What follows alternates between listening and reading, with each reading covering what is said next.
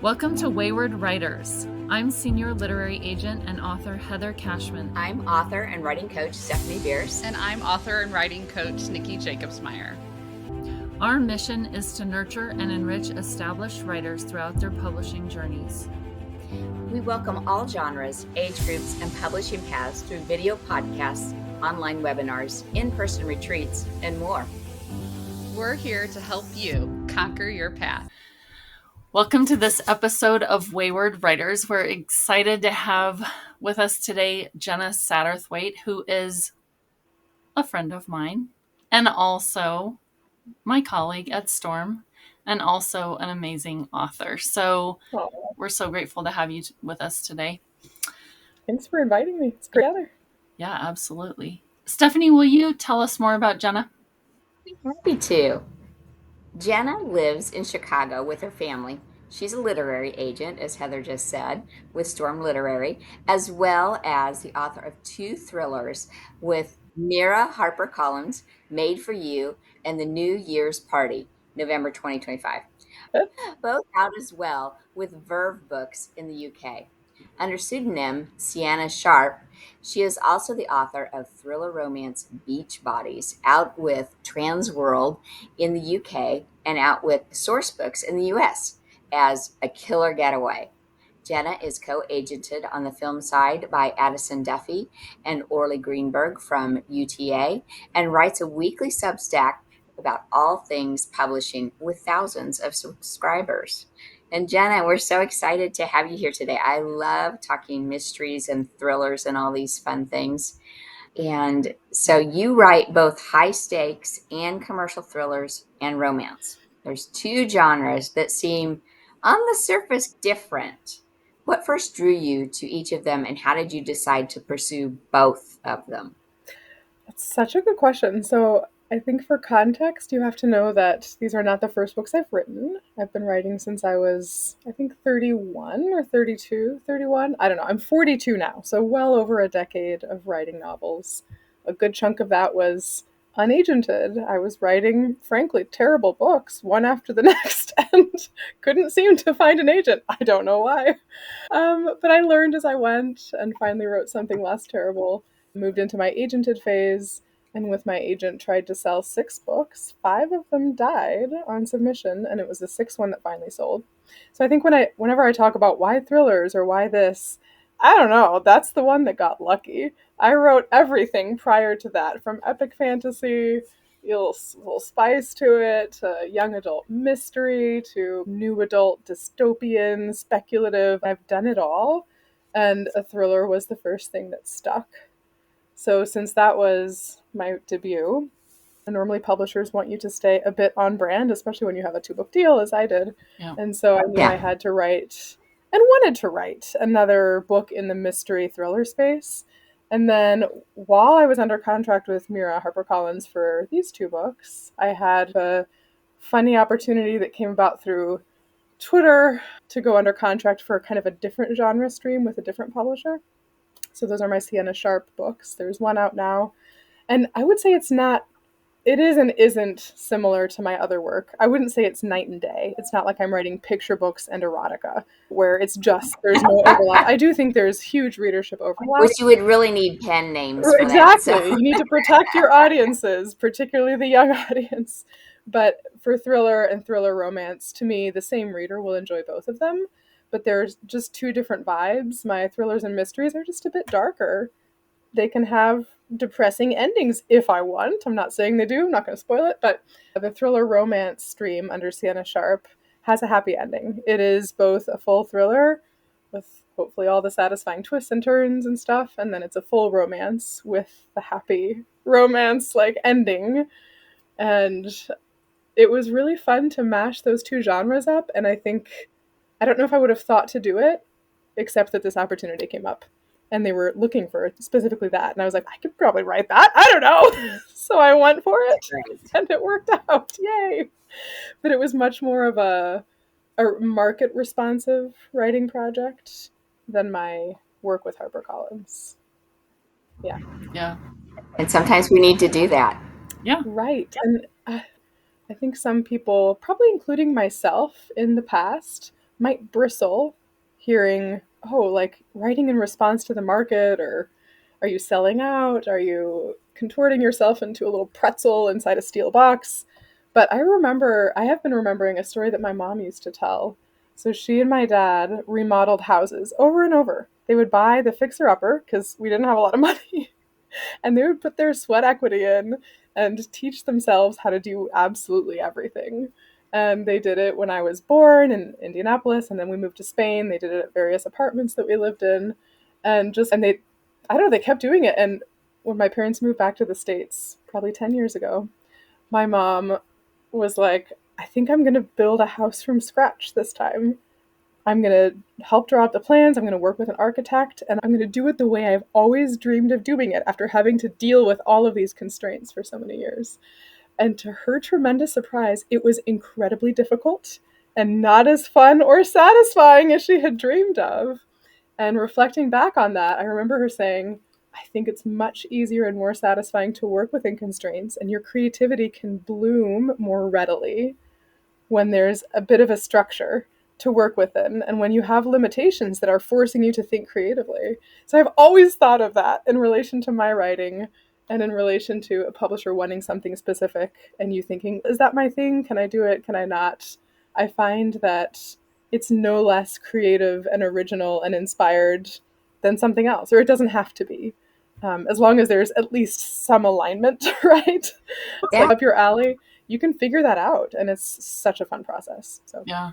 yeah. I actually just did a worksheet for our Substack, and the basic idea of the worksheet was how to keep your creativity going. And Hmm. one of the exercises is to work within certain constraints, because it does force you to think of ways to overcome it or ways to get around it, or it like gives you a problem to overcome and solve. So I think Yeah, a that's, springboard. I wish I could remember what board game it was. yeah. Maybe it was the board game version of Balderdash, but there was some game, and a friend and I started taking the cards from the game, and there would be like a card with a movie, or I think a lot of movie plots were in it, or various other things, and we would pick like three, and then we had to come up with a plot that blended these things together. Oh, that's interesting. And we had so much fun. What a great We came up with the exercise. wackiest ideas. I still have a short story idea from that time that I need to write. It's amazing. It's a gruesome horror though, and I have yet to write gruesome horror, so inch towards that. I love that. You can work towards Oh it. yes. I have a lot of clients writing gruesome horror, so I'll learn from them. Yes, Yeah. you will. Yeah. Oh. So do you notice that there are any like common threads or themes that connect all of your work, even though they're across different places? 100%. Yeah. One common thread isn't necessarily one that's visible to readers, but that I've noticed is just something that I keep doing. And it's, maybe this is a cheating answer, but it's basically just processing whatever crap I'm going through at the time. There is not a single book. Oh my gosh, guys, I've set out to write a few times and been like, this is just going to be my fluff book. I'm just gonna da da da da da. I'm not gonna think too much. We're just gonna write it, and I cannot do it. I Yeah. can't. I've tried. You're a Whatever's processor. bothering me at the time, whether it's like grief, angst, political angst, personal angst, we're turning 40, we're thinking about the role of women in society and how we have to be caregivers to everyone. Like, whatever that is that's kicking around always comes into the plot of whatever book I'm working on, and I cannot help it. I see that commonality. I can almost track, oh yeah, this was the phase where I was dealing with this, and the Right. next book is the phase where I was dealing with this. I can track my own growth over the course of my books as a person. Mhm. In terms of common themes, I love, oh, this is so basic sounding, but I love women who have been put down, like just getting that moment of power. And it's Mhm. really funny because two of these books aren't published, so I can talk about them a little more freely. But I wrote a speculative, a dystopian new adult, and then my high fantasy, and then was it my thriller after that? There might have been a women's fiction in there. But I remember looking at all three books and being like, oh my gosh, they all have the same plot twist, actually. And you wouldn't necessarily know, even if you read them back to back, because it's packaged really differently. We've got gowns and swords over here, and we've got skyscrapers and the dystopian, and we've got an AI robot type woman on reality TV in the other one. So they don't have the same vibes at all, but they all are about women who think that they're weak at various points, and then there's actually some masterminding happening. And maybe I shouldn't say more because one of those books is published, but Yeah. I find it very satisfying to say, ha, in the end, she was the smartest one in the room. Didn't realize it. Maybe she didn't even realize it, is the thing. Yeah. And having them realize their own strength and that move from like victim to not overcomer, because they don't come out intact from these plots that I put them through, and not even victorious. I'm very hesitant to use those big male, to me they feel like male words. I don't know why. We can examine that on some other podcast some other time. But I guess the feeling of there was another layer. Yeah. Underneath the appearance of defeat and weakness, there was something else, and some kind of steely strength. I find that so satisfying, probably because that's what I long to have as a human. Maybe you have it and you just don't realize it yourself. Like my heroines! She has it. Absolutely. She has Sure it. you do. Oh. When you're working on, so like you're working on a romance, but you're putting like thriller and suspense into it, or how do you do that? How do you keep both ties strong? If you're working on the thriller and you want the romance in it, how do you balance that out? Or do you? Great question. Or do you switch the book? So I have to say, I wrote a young adult romance, unpublished. My agent didn't even like it. You'll never read it. Neither will I, probably. But I remember the exercise of writing that book many years ago taught me a lot of respect for romance. Not that I didn't respect it before, but having to just write a plot that was about feelings, where there were no real plot device. Like, it was really just about this personal journey of these two characters. And it was hard, like, to make the small feel large and to tap into the feelings in a way that made them come alive for the reader and feel just as exciting as a battle, right? Whatever the equivalent is in a more plot-based adventure-y book. It was a real, I don't even struggle, but I was like, wow, this isn't easy at all. So going into the thriller romance, I had a little bit of that experience of romance is quite challenging for me to write. Maybe it's the genre, maybe it's just me. I haven't written as much of it. But thrillers are something I had written a couple, and I was more comfortable with. Here's how I go about plotting, and here's what I need to know. Here's how much I can discovery write versus how much I have to plan in advance. And I just trusted the setup is putting these two characters in conflict, but they're also drawn to each other, and the romance will work itself out as I go. And thankfully it worked. So I started without really any of the romance planned out that much. It was more of the thriller beats, because those felt more necessary to me understanding how the book needed to go. But then working in the kind of mutual discovery, that actually felt quite, well, I hate to say easy, but it felt easy in this book, not in the next book. There's a second Sienna book, spoiler alert, coming summer that's not announced yet. Yay! Here first. That one was not easy and nearly killed me this summer. But A Killer Getaway, it felt like the setup lent itself to almost a structure that the romance could hang on quite naturally. I don't know if that answers your question very well. No, it does. Really interesting, yeah, so you're saying it is different, but you fill in different ways. Yeah, I think the beats are different, and Yeah. I didn't worry at all about romance, though I guess if I go back and think about it, they are there. There is our third act breakup moment, except it happens to coincide with some murdery things that are happening. Yeah. Things happen. Yes. What's funny, I did discover that I really suck at writing flirtation. As I wrote this book, I haven't written a lot of sexy books. I have my high fantasy that had some heated moments, and that was a struggle. And this book did remind me, I don't know what it is about me, but I just struggle. I'm like, what do people say when they're trying to be hot? I don't know.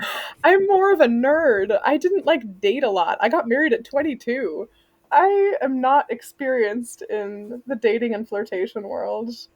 So when I would get sometimes to like a section where I'm like, okay, this dialogue, we have to reveal these three things related to the thriller. Like, we need to find out this information.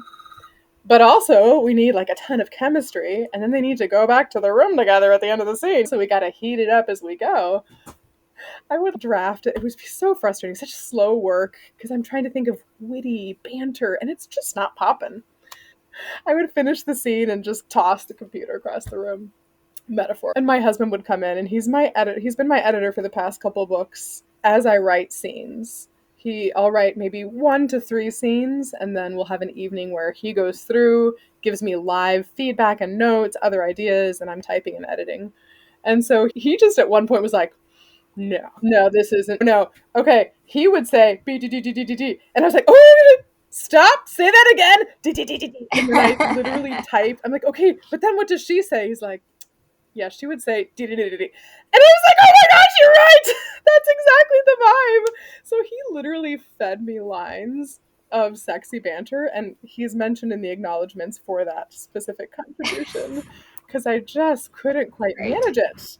So without him, this book would be a hot mess still sitting on my drive, and my publisher would have fired me.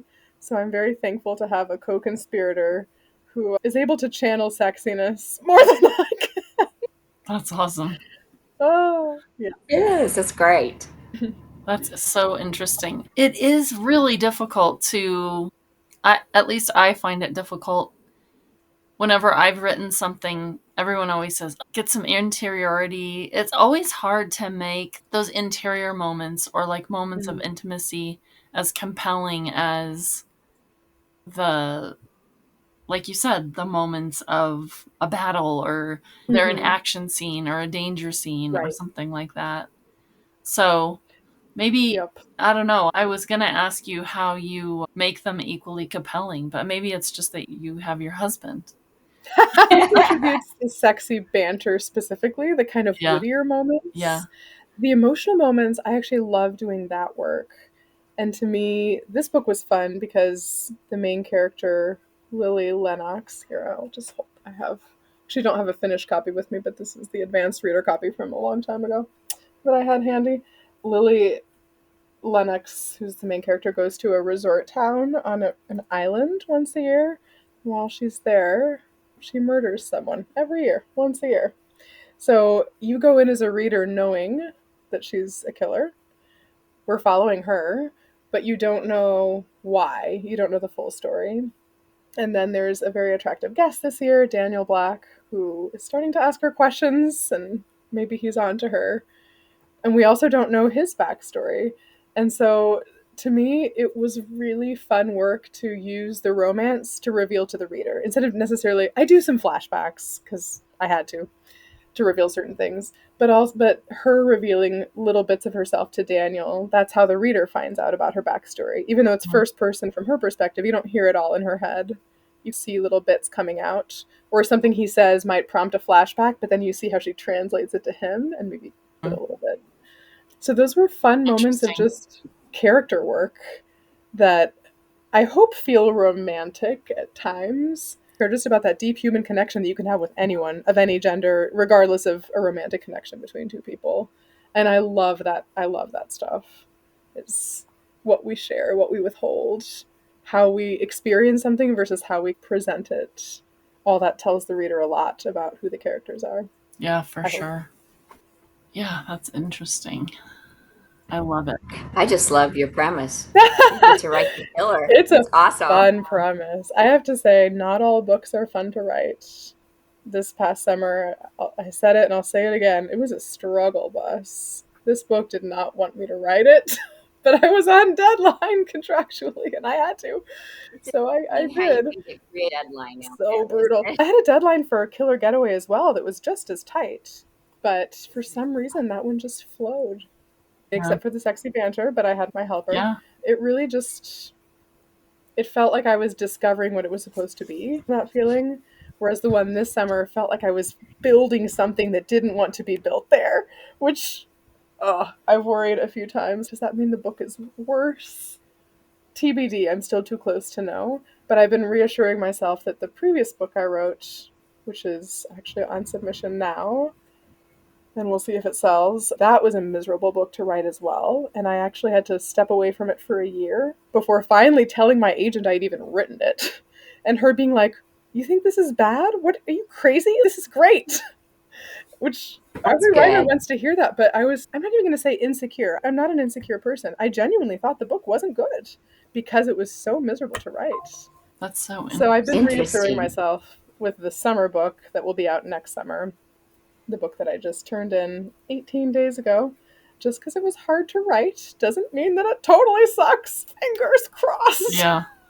We'll see. Well, Maybe because it's harder to write, you, it just means you dug deeper. Maybe it was yeah. just too close, maybe, or something like that. I don't know. It makes me wonder because these IP projects, these which are internal projects, these are the projects that the editor comes up with the idea or the premise or whatever. Mm. Do you think those maybe are more difficult to write because they're not coming from your own sense of I need to process this certain thing or I'm an emotional. Say not necessarily. Quite a few authors writing IP, and most of it is honestly secret IP. They're not announced as IP. No one will ever know. Right. But I've seen a variety of experiences of Mm-hmm. people approaching these packages. And the packages vary too. You might get a pitch that's like a paragraph. You write the whole, develop the whole thing. Or you might get a very detailed chapter by chapter outline with all the beats. I've seen that as well. So I think if the idea resonates with the author, I've seen people can bust those out. Yeah. And That's it can true. be loads of fun. I've struggled just as much with original work. As like people might struggle with IP work where I get stuck and I don't have the vision to go forward. So I just think every creative project is its own beast and it's hard to predict what will be easy or hard to write until you're doing it. Yeah. And you're either in the flow or you're not in the flow. It's either feeling like it's fighting you or like it's working with you. And I have yet to develop a rubric to be able to tell which one. And I wish I knew because I have literally hundreds of ideas. Like, I keep track of them in a file that I never look at again, of course, but I have no problem generating concepts or even writing the first 20 pages of anything. It's fun. But after the first 20 pages, or even maybe the first 15 to 20,000 words, there are so many projects that I just can't keep going with. And I wish I had known that at the beginning, but I have yet to find the formula for what has legs and what doesn't for me. I don't think there's an external thing. I think that the concepts to me have legs. Maybe someone could do a great job. I have not figured out how to with literally hundreds of ideas. So if you're doing commercial fiction Mm-hmm. is a term we hear a lot.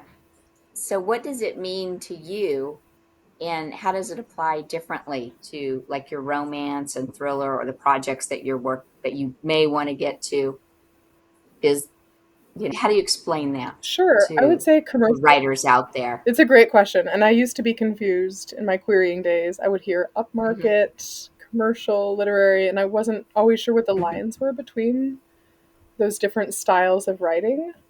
I will say first, any genre could be any of the three. You could Mm-hmm. have an upmarket Okay. horror, a commercial horror, or a literary horror. So when we talk about commercial, it's very much about a style of writing and not a genre.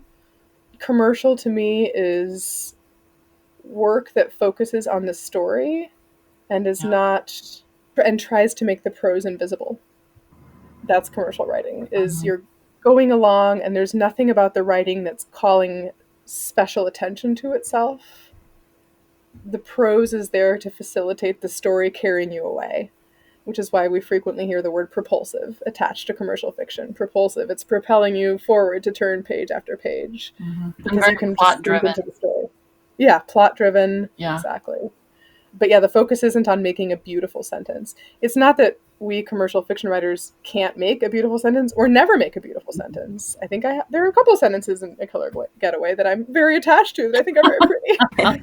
But overall, if I need to convey like she drove the knife into his chest and he bled, I'm just going to say that. She drove the knife into his chest. He bled on the beach. Period. I'm not going to, I don't know, send myself into Fluff a it up. tizzy trying to find a better way to say that. So to me, commercial fiction is Yeah. very fun to write, because you can do it quite fast. Mm-hmm. Granted, I've never been a literary writer, so maybe there are literary writers who feel the same way about their gorgeous language. Maybe it's just second nature to them. I can't speak for people writing in that style. Literary would be the focus is very much on the prose. I think you could have a more plotty or less plotty or less plotty, not plotty, literary piece. I represent right now a gorgeous literary fiction piece. We're in revisions right now before we go on submission. And to me, it does have a very strong plot and sense of propulsion, but the focus is very much on the language, on the characters, on the themes. It's not trying to get us to the next exciting scene, in quite the same way that a murder mystery or thriller is doing. And then upmarket sits in between. Upmarket would be the style of writing or the style of work that is plot driven but with more elevated writing. I hate the word elevated because I don't think of commercial as lower. I think of like It's just different. different. You're Yeah, hitting a different audience. exactly. The book club audience, literary prose with Yeah. a commercial premise and Yeah. sometimes a very high concept as well. Yeah. Book club. Yeah. That's how I've always thought of it. I think it's helpful. Those are good definitions to be able to use for those of us that Yeah. don't see the wide variety that you agents see on a regular basis. So, Yeah, it helps being really an helpful. agent and having that view of the Sure. ocean of material. You really start to understand more easily how to categorize things. Whereas even when I was writing and authoring, but not agenting, I still didn't have as clear a perception of the landscape as I do now. All right. So let's talk for a little bit about.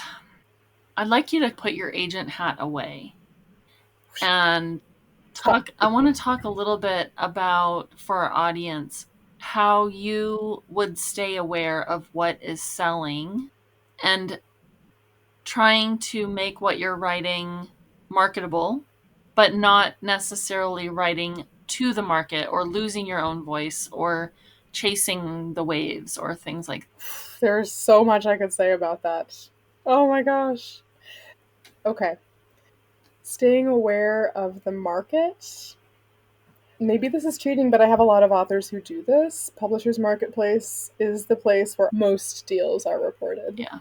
From US agents and some UK agents. So some of my authors are subscribers to that because they like to keep up, and they'll sometimes notice deal announcements before I do. Like I had a Subrights announcement go up, and like my author was the one who was like, "Oh, congrats!" I'm like, "Oh, amazing!" So they are stalking those deals, and I think many of us who are entrenched in the publishing industry know this, but for those who don't, there's a kind of a secret money code. Whether you have a nice deal, a very nice deal, a good deal, a significant deal, it signals if you're getting under 50K advance, 50 to 100 to 249, 250, etc. So you can really see what are publishers paying big money for. If you want to know, it's there.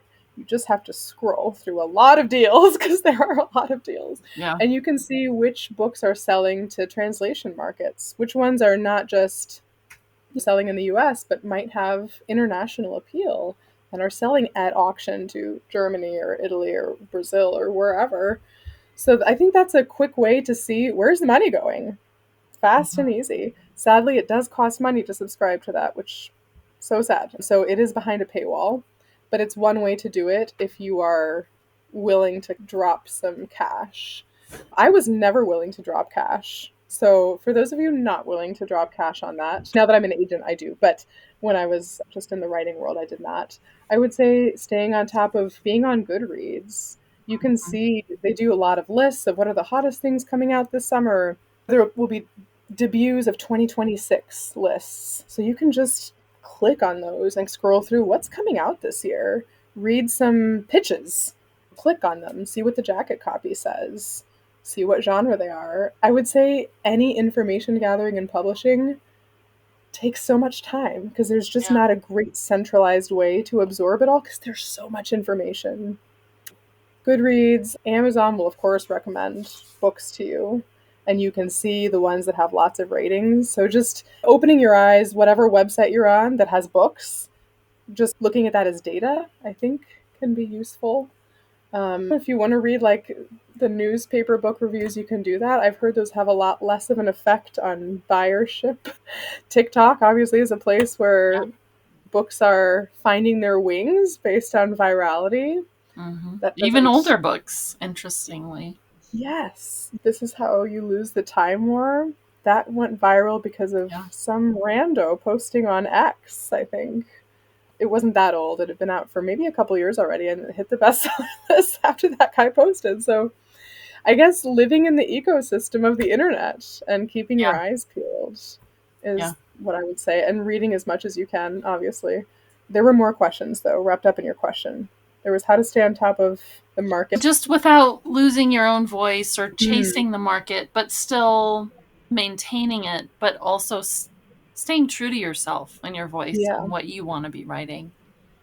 There are also lots of angles I feel like I could take with answering that question. Yeah. I'll say one thing, which is I think there can be an impression out there at times that if you're not writing in a hot genre, you can't sell your book. I get this question at conferences, and I sense that people who ask that are likely struggling to find an agent for their book and feeling any range from disappointed to bitter about their genre not being the genre of the moment. And so my standard answer to that, which is my same answer today, is that there is never a genre that is not selling at all, an age group that is not selling at all. Like we all talk about the middle grade downturn. Middle grade is having a very tough time. There were some Barnes and Noble's decisions that affected that.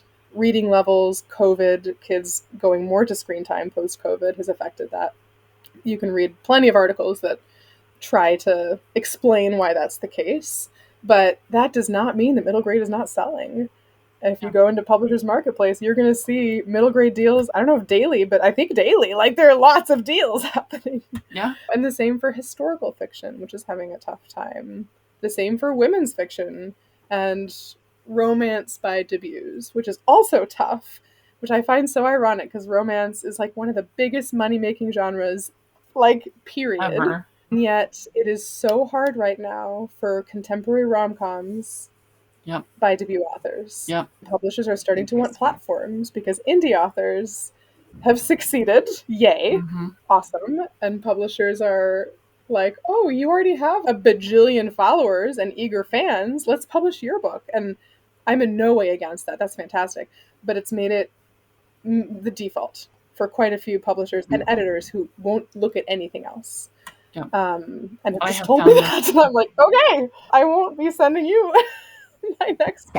Sorry, I put my agenting hat on by accident, but I'm going back to the writing hat. Oh no, it's all good. Half and half. It's okay. But so I would say genres are selling constantly. What is tough or not tough is shifting constantly. You've probably heard this before, but it bears repeating. Books that you see coming out are from deals made a year and a half plus ago. 18 months or more usually, unless they've been fast-tracked or crashed. So even books that you're tracking that are new on your bookstore's front shelf or in the library news section, those are not new deals. And so it's quite hard to chase trends. I would say impossible. Then it's going to take you, what, a year to write a book? Yeah. If you want to write something similar to what just came out, and that deal was a year and a half ago, and maybe you're a fast writer and it takes you 6 months. Maybe you have an agent, you can go on sub quickly. You're now 2 years behind, potentially behind that trend. So I think there are certain writers that could chase trends and be successful, and that would be writers who are very fast and already have a channel to get that out quickly, such as an agent, or maybe they're indie publishing. I think indie publishing allows people to chase trends faster, which is why, which facilitates success. Yeah. So chase trends if you want. I'm not going to tell anyone what to write or what not to write. If there's a trend you find exciting and you want to go for it, also, you may be too late for it, but you might not be. I don't know. No one can tell you. It's not a science. So write what excites you. But I think there's room to be inspired by trends. I do. I don't think it's don't look at trends, just write what you love. I think you can do that. And I also think you can say, look at trends, be inspired to see if you might want to jump on this trope that's hot or that trope.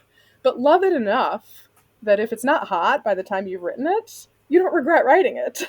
You know? Yeah. That's good advice. Yeah.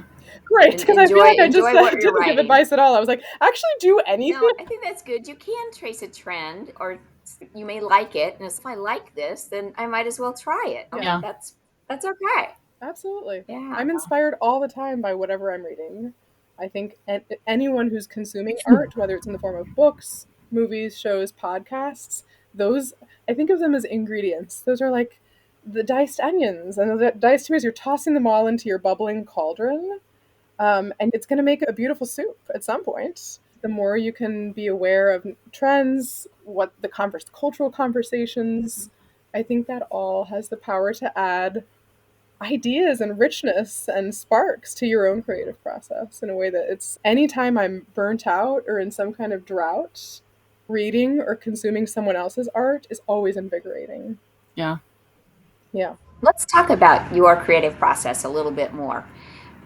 When you are doing like a romance or a thriller, do you have a separate process? Do you have to reset your process? Is there a certain process you go through for the romance that's different than the thriller? What's your creative process like, and do they differ between the two? So I will clarify the only straight romance I've written is the young adult romance I wrote many years ago that's terrible. Killer Okay. Getaway is still a thriller, so it's not too Okay. different from the others. It's a thriller romance, but and it has the happy ending in a different vibe, but to me, plot-wise, they're structured quite similarly. Mm-hmm. With Okay. you're aiming for twists, you want to surprise people here, and then at the end have a big final like knife in the side. So in my mind, I don't separate out the process based Okay. on the romance angle of the Sienna Sharp books. Process. This is a tough one because I've written something like 13 books at this point, or are either published or will be published, but 9 are not. And Do you think they're your not. process is evolving and changing with each book? Yeah, Yes. I think And that's even common. at this point, I can't say book 14 whenever I decide to sit my butt down and write that. I can't predict exactly what it will be like. I will say some trends that I've noticed are I need a very strong spark of excitement at the beginning. If Mm-hmm. I don't have that, the project is pretty much dead before I begin. And it could be anything though. It doesn't have to be the same type of excitement. For example, with my debut, which is Made for You, it came out last year. The premise is a synthetic woman competes on The Bachelor, my version of The Bachelor. And no one knows she's synthetic. She looks human, but she's been designed for this dude to fall in love with him and to get him to fall in love with her. And then, of course, there's murder, and we're all racing about trying to solve things.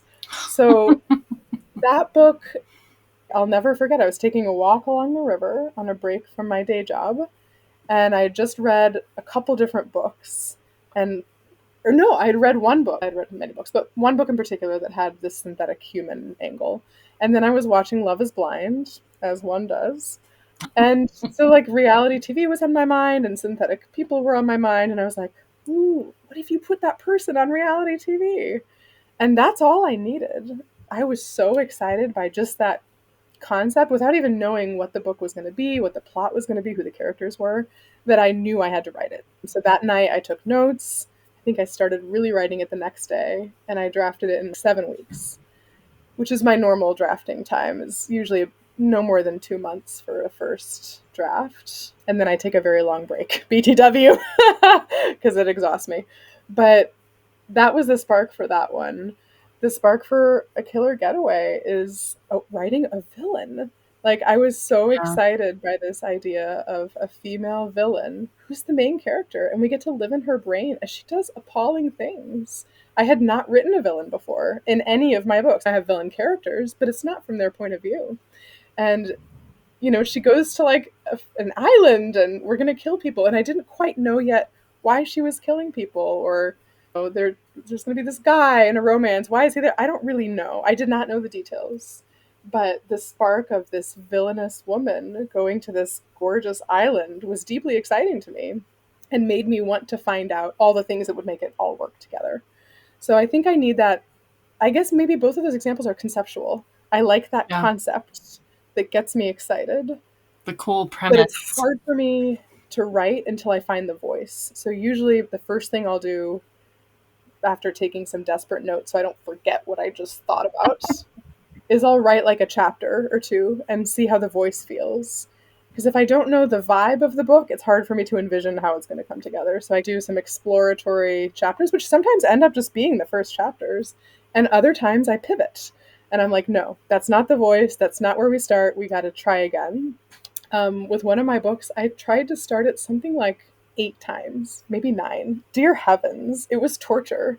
We were going to do this character. No, let's start with this character. Let's scrap all them and have like this female like priest who arrives new in the city and no one knows. No, like scrap that. Let's start with a podcaster. Like I just didn't know. I had a concept, but I didn't know what the vibe was going to be, who's narrating, whose eyes are we looking through, and what does it feel like? Is it funny? Is it dark? Is it sarcastic? So I have to discover that next. So once I have the fire of the kind of concept, and then I'm like, oh, this is the voice and the person who's going to narrate and the tense we're going to use. This is the feeling that I like, that I can move forward. Then usually I have to press pause and actually plot a few things. So in the case of my debut last year, I actually had to stop and be like, okay, we've got this synthetic woman. We're going to fall in love on TV, which is great. But someone has to die and someone has to be a killer. And I don't know who should die. I don't know. Who should we kill? And so I had this elaborate spreadsheet with all these different possibilities. There was like a Helen and a Tom. I don't even know. They never made it into the book. Don't remember who they are. But I do remember looking back at that and being like, who are all these randos on my spreadsheet? So yeah, for especially murder mysteries and thrillers, I do have to have some knowledge before I write too far. I don't have to know at first, but by the third or fourth scene, I need to know who's dead. Yeah. I love It's that you very use the spreadsheet. That's so funny. And then I usually want to know where I'm ending. And it doesn't even have to be who triumphs or how does it all work out, but what is the climactic scene I'm working towards? And very specifically for two or three of my books, it's been like, we're going to have these 3 people or 4 people or however many in a basement, and there's going to be a gun or a knife or this, and we'll see what happens. Yeah. So like my summer book was that. I was like, okay, I don't know quite what's happening or how it's going to happen, but I want the last scene to be in the crematory. And it's going to be this person, and someone's going to get dead. But it will make sense once I get them all to the crematory. I will know because I'll have written 80,000 words. Then I'll know who needs to die at that point. So I don't pressure myself to make too many super concrete decisions, but more what's the crisis? And I trust that all the work that I have to do to get them to the crisis will tell me how to resolve things. That makes sense. That was a long answer. Guys, I'm long-winded. I don't know if you noticed that. But here we are. It's fun to hear about other writers' process. I love talking about Me too. how people get that whole novel written. It's fun, and it is so different for every person. So different. Thanks for sharing your process. Next time I'm stuck, I'm just going to throw people in a basement with a knife. Yes! No, I'm kidding. Or maybe you need a spreadsheet. I mean, if you think about it, like, if this is a movie, what's the exciting scene? Where are we? Yeah. There. That's a good way to think about it. Okay, so what would I not be disappointed to see if this was a show? That's true. That is a great way to think about it. And I think that our audiences are becoming so much more cinematic that it is a good way to think about your writing. Okay, so I'm going to throw out a few scenarios, and I want you to tell me whether you'd write them as a romance moment or a thriller twist or a thriller moment, whatever. Ready? Yeah. A stranger offers you an umbrella in the rain. It has to be a thriller. Because it seems like a romance, and we just can't do the obvious thing. I don't know why the stranger is there, or why is he a stalker? Has he been watched? Is this the moment that she first makes contact with the stalker? See, I already put a woman as the umbrellaed. Your phone rings at 3 a.m., but no one is there. To go with my little trend, we're going to say that's romance, because that does sound quite creepy, and I'd love to find a way, tying back to our conversation earlier about working with the constraints that are given, but doing something interesting. It could be fun to try to make that romantic. What could it be? Help me out. It could be her love interest calling her from the airport because he just landed in a different time zone. And so she starts going off about something kind of sexy. and then it's not that's not him. It's It mom could be quite calling. hilarious. It's mom calling for an emergency. It's mom. Yeah. Yes. Yeah, this has really been fun to talk to you, It's Jenna. been fun to talk to Um, you guys. Such a fun Good. hangout. I want to hang out more It is. in Me person too. We with need to drinks. come and join us. Can you give us for aspiring writers? Can you give one craft tip about somebody who wants to write in more than one genre? Because many of us do. So, what's a tip to write in more one genre and still keep your readers hooked in both of them? I think understanding each genre, they each have different expectations. If you open a romantasy versus a dark mafia romance versus the Lord of the Rings, like an epic fantasy versus a thriller, as a reader, based on the cover, you're already coming in with expectations of how this book is going to make you feel, of what you want to get out of it in order to give it 5 stars at the end. So for a thriller, that's going to be a bunch of twists. They can happen in quite a few different places, but without a twist at the end, at least, there's going to be some disappointed thriller readers out there. If you're writing romance and it doesn't have a happy ending, you will be murdered by the romance community.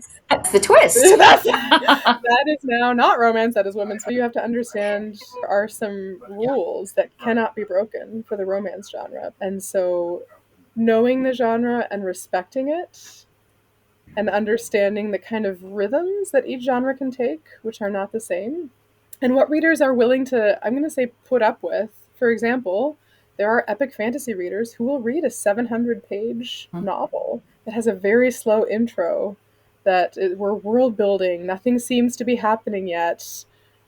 Whereas a thriller reader will not do that. They're not going to put up with 100 pages of world building of this woman and her husband without knowing, like, where's the murder? Where's the excitement? Where's the distress? Who's dying? Who is dying? Yes, no one has died yet. That's a problem.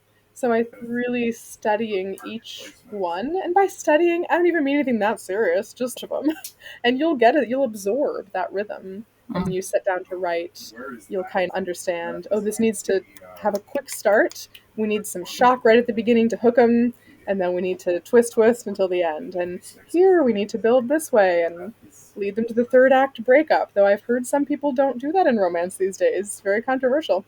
But most romance, there's a misunderstanding in the third act, and we need to go our separate ways when we're mad, and maybe someone feels betrayed.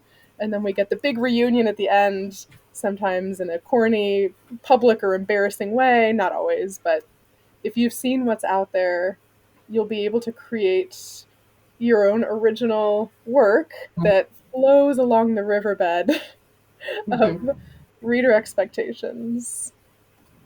Yeah, and when you are writing in your genre blending, I do think it's really important, especially if you're blending with a romance, to be true to the genre first and then weave the romance in, because generally you're not picking up romance readers. Generally you're picking up the genre reader who wants romance in it. So I think for audience, that's one thing that as we've been going through, I've been thinking that I think it is good for structure to have, but there's so many fun ways you can use it, and you can use romance to aid your tropes and things like that. I think it's so fun. Yeah, and my agent had again. So many editors these days are wanting romance with everything else. Yes. Sci-fi romance, thriller Yes. romance, cozy mystery with romance, Mm-hmm. horror romance. We've all, if you're in publishing, you know that horror romance is the thing. It And at is. first I remember thinking, what? And then I signed one and I was like, oh, it's this and it's awesome. Take any genre and stick romance on it, and that's exciting right now to a lot of editors. And I think I like what you said, Heather. I think probably if I was writing any of those, I would approach it as the tropes of horror, kind of that genre first, because that's what will differentiate. Yes. And then finding a way to weave the romance through the horror reader's expectations and still land on both counts is probably a smart way to tackle it. Yeah. Thank you so much for being with us, Jenna. I know Of you're so course. busy. It's so good to have you and take your time here. We appreciate it. It's really fun to talk with you guys. Thank you again for inviting me and having me. Yeah. Thank you for joining us on this episode of Wayward Writers. Let's connect. Find us at waywardwriters.com, X, Instagram, YouTube, and Facebook. See you next time. Conquer your path.